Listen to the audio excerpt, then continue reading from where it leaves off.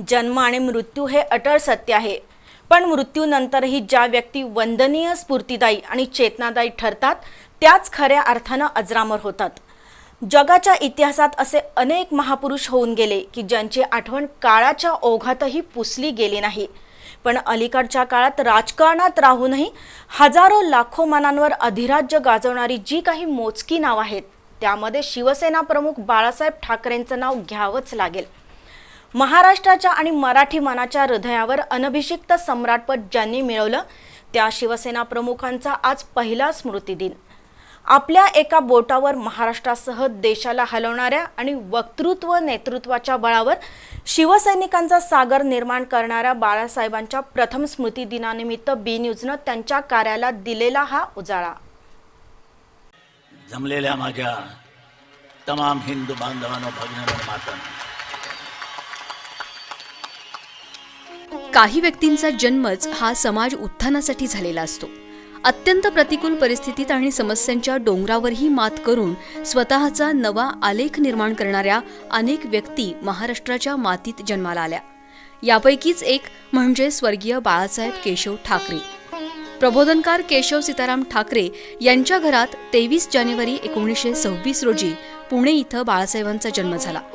प्रबोधनाचा आणि पुरोगामी विचारांचा तसंच आक्रमक वृत्तीचा वारसा रक्तात भिनलेल्या बाळासाहेबांनी व्यंगचित्रकार म्हणून आपल्या कारकिर्दीला सुरुवात केली।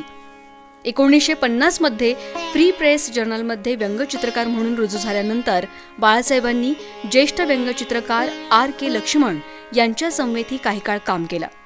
विविध संस्था, कंपन्या, नियतकालिकं यासाठी चित्र, व्यंगचित्र आणि जाहिरातीच्या डिझाईन्सचं काम करतानाच बाळासाहेबांनी ऑगस्ट 1960 मध्ये मार्मिक हे स्वतःचं साप्ताहिक सुरू केलं।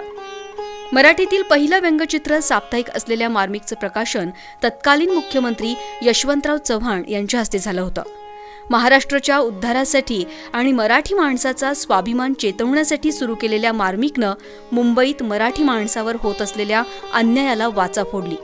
या साप्ताहिकाला वाचकांनी भरभरून प्रतिसाद दिला। मराठी माणसांवरील अन्याय केवळ व्यंगचित्रानं दूर होणार नाही हे लक्षात घेऊन बाळासाहेबांनी 19 जून 1966 रोजी शिवसेनेची स्थापना केली आणि बाळासाहेब ठाकरे हे नाव घराघरात पोहोचलं। मराठी माणसाच्या काळजाला हात घालणारं प्रभावी वक्तृत्व, भेदक लेखन, तीक्ष्ण निरीक्षण शक्ती आणि संघटन कौशल्याच्या बळावर बाळासाहेबांनी शिवसेनेच्या झंझावातानं महाराष्ट्र व्यापून टाकला। शिवतीर्थावरील दसरा मेळावा असो किंवा महाराष्ट्रात कुठेही सभा, दौरा असो, बाळासाहेब ठाकरे या एकाच नावावर लाखोंची गर्दी जमा करण्याचा चमत्कार घडून येऊ लागला। उपदेशांचे चाबूक, कुंचल्यांचे तडाखे, प्रेरणेचे धक्के आणि शब्दांच्या विस्तवाचे चटके यांच्या बळावर समाजाच्या मानसिकतेमध्ये बदल घडवून बाळासाहेबांनी भाजपसोबत 1995 साली काँग्रेसला सत्तेवरून खाली खेचलं आणि शिवशाहीचं सरकार आणलं। शिस्त आणि समाजसेवा यांना आयुष्यभर प्राधान्य देणाऱ्या बाळासाहेबांनी प्रखर हिंदुत्ववादाचा पुरस्कार केला। तुमच्या डोक्यावरती भगवा झेंडाच पाहिजे, दुसरा झेंडा शोभून दिसायचा नाही। या तरुणांमध्ये जर देशाभिमान जर भिनवायचा नसेल तर मग कशामध्ये भिनवायचा? म्युनिसिपालिटीच्या नळात? समाजाला पटेल किंवा न पटेल पण हिंदुत्ववादी विचारांची धारा आयुष्यभर जोपासणारा अशी रोखठोक भूमिका घेत बाळासाहेबांनी गर्व से कहो हम हिंदू है ही घोषणा देशभर लोकप्रिय केली। हा आमच्या धर्माचा अपमान आहे। आता सहिष्णुवादी राहता येणार नाही। सहिष्णुपणा आमचा संपला, जळून तो खाक झालेला आहे। आता जर हिंदू धर्माच्या विरोधात कोण उभे राहील तर त्याला त्याचं जळून आम्ही भस्म केल्याशिवाय राहणार नाही। देशभरातील करोडो शिवसैनिकांनी बाळासाहेबांना हिंदू हृदय सम्राट अशी उपाधी दिली।